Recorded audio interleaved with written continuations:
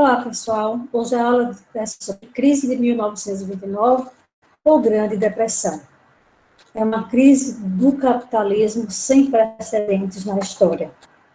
Para que a gente entenda a crise de 29, a gente tem que voltar um pouquinho para a Primeira Guerra Mundial. Vamos lá.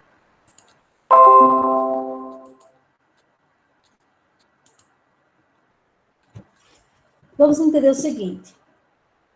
A Europa estava vivendo um momento em que precisava de empréstimos e de mercadorias vendidas pelos Estados Unidos. Mercadorias com armas, ou seja, material bélico, mas outras mercadorias também. E precisava de investimentos. Os Estados Unidos estavam muito bem nesse momento, porque ele tinha entrado até então apenas como credor, como investidor lá na Europa.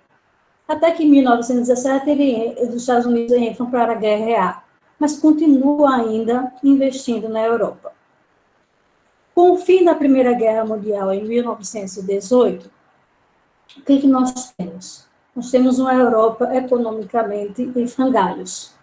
Seus campos agrícolas, suas pontes, estradas, suas indústrias estavam destruídas. Coisa que não aconteceu nos Estados Unidos, porque a guerra não foi no território norte-americano.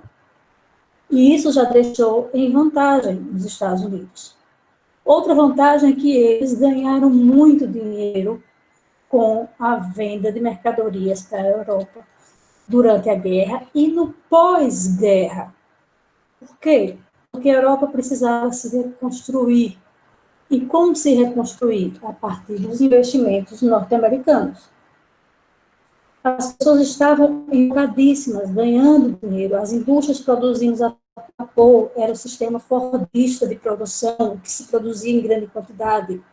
Os campos agrícolas produzindo, e produzindo com máquinas também, a mecanização vai chegando aos campos também. Traz benefícios, mas também traz malefícios, que a gente vai ver também. De toda forma, a economia norte-americana estava em seu auge. Como é que se fazia para lucrar mais naquele momento? Era investir o seu dinheiro em compra de ações e venda de ações. Comprava por um preço, vendia mais caro e obtinha-se lucro. Então, a Bolsa de Valores de Nova York era o local onde os norte-americanos mais estavam indo para investir o seu dinheiro. Tá? Consequentemente, nesse momento, o que nós temos? Nós temos um American Way of Life, que eu coloco aqui, ó. American Way of Life quer dizer jeito americano de viver. E qual era o jeito americano de viver? Comprar. Se eu estou ganhando, se eu estou tendo lucro desses investimentos na Bolsa de Valores, eu posso comprar eletrodomésticos, os mais variados. E havia toda uma propaganda em que associava o patriotismo à compra. Então, se você compra, você está beneficiando o seu país, você é um patriota. Então, esse era o contexto.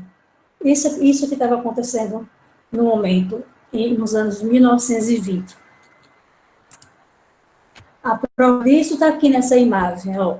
Uma família com gerações diferentes, feliz, mostra a ideia de cidade por ter comprado, adquirido uma TV. Veja que o poder aquisitivo o poder de compra estava condizente com as mercadorias que eram ofertadas pelas indústrias.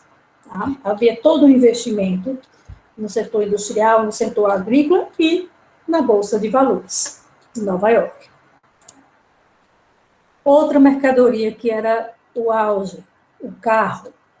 Lembre que é época das empresas Ford. Tá? Ter um carro, principalmente pela classe média, classe alta e classe média, era uma felicidade enorme. Era bem representado do American Way of Life. Era o jeito americano. Então, só que chegou um momento em que as ações estavam perdendo compradores. Se vendia em excesso durante muito tempo, o valor das ações aumentou, porque quem investia queria ter um retorno maior, porque dizia, já que eu estou conseguindo vender essas ações, eu vou aumentar o preço, vou vender, vou ter mais lucro ainda. Só que o tiro saiu pela culatra. Por quê? Ao aumentar o valor das ações, nem todo mundo teve condições de comprá-las. Paralelamente, houve algumas questões que favoreceram essa não compra. Por exemplo, uma delas foi o fato das ações terem aumentado de preço. Tá? Outra delas é que o Partido Republicano é o que estava no poder. E o Partido Republicano tinha uma política que era de liberalismo econômico, ou seja, de não intervir na economia. E um dos exemplos dessa não intervenção na economia era não aumentando o salário, era congelando o salário, certo?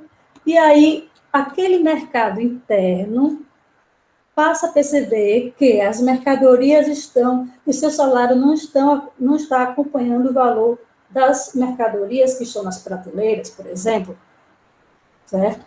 Além disso, vai aumentando o desemprego. Lembra que eu falei que havia mecanização no campo? Então, cada vez mais a mecanização vai invadir o campo e as máquinas no campo vão substituir a mão de obra. Muitas pessoas vão ficar desempregadas. Então, como comprar em meio ao desemprego? Então, nós temos aqui, ó, salários não eram aumentados, já disse por quê, por conta da política econômica no momento, que era justamente uma política que caracterizava o Partido Republicano. Havia o aumento do desemprego por conta da mecanização agrícola, e isso gerou o quê? Uma queda no poder de compra, poder aquisitivo do mercado interno. E externamente, os Estados Unidos também vão perdendo o mercado.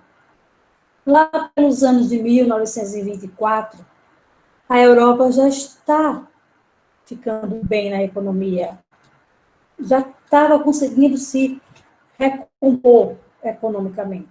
Não precisava comprar os produtos industrializados norte-americanos, porque as suas fábricas voltaram a produzir esses produtos. Então, os Estados Unidos agora também têm outra grande perda, o mercado externo. Enquanto isso, o que a gente está visualizando? Está se produzindo muito, por conta também daquela ideia de produzir em grande escala com Fordismo, mas não está tendo comprador o suficiente. A Grande Depressão foi a crise de superprodução e subconsumo. Mas a gota d'água da crise de 1929 vai ser quando vários investidores da Bolsa de Valores pegam suas ações e lançam no mercado para vender. O que nós temos? Quanto mais mercadorias na prateleira, mais baixo é o seu preço. Ou seja, da noite para o dia, de tantos os investidores colocarem à venda as suas ações, essas ações não mais valiam nada, eram papéis. Papéis que não valiam nada. Da noite para o dia, de um dia para outro, melhor dizendo, os Estados Unidos, de principal credor, era um país devedor. Tá?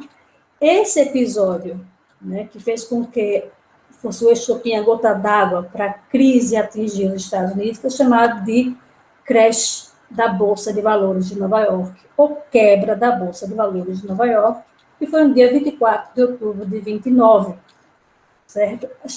Sendo considerado como uma quinta-feira negra. Fazendo um parêntese, temos que rever essas expressões, que a gente tem a tendência preconceituosa de usar negro, preto, sempre para algo negativo. Então, não vamos começar a rever isso, fechando parênteses. Então, quando os Estados Unidos entraram em crise, todo mundo capitalista foi junto, porque os Estados Unidos eram os principais compradores de mercadorias de diversos países, inclusive do Brasil. era o principal comprador do nosso café. E aí, de um dia para outro, os Estados Unidos dizem ao Brasil: não vou comprar o café. Era o governo de Washington Luiz aqui no Brasil, era o presidente do Brasil na ocasião. O único país em que não teve a sua economia afetada nesse momento foi a União Soviética. Porque desde a Revolução Russa de 1917, o socialismo foi colocado, né, neste país. E o país socialista não comercializava com um país capitalista, não dependia das mercadorias e dos investimentos dos Estados Unidos. Então, todo mundo foi atingido, à exceção da União Soviética. O contexto era de falência, de pobreza, de miserabilidade, de alcoolismo e suicídio. Várias pessoas, principalmente naquela quinta-feira, dia 24 de outubro de 1929, se jogaram de prédios, né, pois não viam como se safar dessa situação. Né? Só imaginavam suas fábricas indo à falência e estavam indo mesmo, e, consequentemente, as pessoas passando fome. Então, nós temos aqui uma crise de superprodução, uma crise de subconsumo, que vai atingir outros países, inclusive ao Brasil. Por isso que eu coloquei aqui, ó, crise de superprodução, e quando eu falo superprodução, já subentende que já deve ser de subconsumo do café no Brasil. Com relação ao Brasil, a gente vê em outro momento, mas saiba que o Washington Luiz vai fazer um pacote de medidas depois para poder tentar salvar os cafeicultores, e depois, com o golpe de Getúlio Vargas, dá início à era Vargas, por mais que Vargas fosse um defensor da indústria, ele sabia que a mola mestra da economia do Brasil era o café, e ele precisava estimular, fazer algumas medidas também. É quando ele vai comprar sacas de café, o Estado vai comprar sacas de café dos cafeicultores para que aliviasse o prejuízo dos cafeicultores. Tá? Depois, essas sacas vão ficar nos armazéns, vão ficar se estragando e terminam sendo queimadas. Mas esse assunto é outro assunto. Tá? Quando eu falo desse pacote de medidas, me vem à mente também o pacote de medidas que começou nos Estados Unidos e que a gente vai ver daqui a pouco. Mas antes, veja a imagem da multidão desesperada na frente da Bolsa de Valores de Nova York. Quantas pessoas tentaram entrar nos bancos e raspar suas economias, e os bancos falindo, fechando suas portas. As indústrias falindo, fechando suas portas, e muito desemprego. A produção agrícola também entrando em decadência. Tá? Aí nós temos eleições para presidente. E nessas eleições para presidente, Roosevelt ganha as eleições e faz um pacote de medidas. E entre essas medidas, doar alimentação, sopas. Então, havia filas enormes para os pobres, os miseráveis, pegarem a sopa e terem aquela sua alimentação do dia. Está aqui essa fila enorme. Agora, o que é interessante é que eu já passei essa imagem, mostrando a alegria, a felicidade, né, e de ter acesso a um carro, mas o mais importante aqui é vocês virem a contradição. Mostrar que já houve esse momento e que o momento agora é de fazer fila para poder ter acesso a um prato do dia, a sopa. Tá? Isso já foi feito, começou a ser feito, né, no novo governo. Então, nós temos também nesse novo governo, né, cujo presidente era Franklin Delano Roosevelt, que era do partido contrário ao Partido Republicano, portanto, é do Partido Democrata. Nós temos uma nova teoria. A teoria não era mais de liberalismo econômico, pelo contrário, era de intervenção do Estado na economia. Olhe lá, não confundam com mercantilismo, que eu falava que mercantilismo tinha intervenção do Estado na economia. Nós estamos em um outro momento. O mercantilismo, houve intervenção do Estado na economia para ter aquele acúmulo primitivo de capital e depois se investir em algo. Passou essa fase, veio o capitalismo baseado no liberalismo econômico, e agora nós estamos novamente no capitalismo, só que não baseado no liberalismo econômico, e sim na intervenção do Estado na economia. É o chamado neocapitalismo, com uma intervenção, sim, do Estado na economia. Tá? O princípio é bem parecido com o mercantilismo, quando a gente diz que está a intervenção do Estado na economia, mas a igualdade, a similaridade está aí, para aí, tá bom? Não é mercantilismo, repito. Então, o que foi elaborado? Um pacote de medidas, chamado de New Deal, traduzindo novo acordo, baseado na teoria de um pensador chamado Keynes, tá? John Maynard Keynes dizia o seguinte: o Estado tem que intervir para proporcionar mecanismos, meios em que a população tenha poder aquisitivo, em que a população possa comprar. Ok? O Estado deve proporcionar meios para que a população possa comprar. E assim o país vai crescer novamente. Então, a população tem que ter, pelo menos, um salário digno. Era essa a ideia. Essa ideia, né, de Keynes, de planejamento econômico com base na intervenção do Estado. É o neocapitalismo. Como eu havia dito, ele diz: para criar demanda por produtos, a população deve possuir recursos para obtê-los.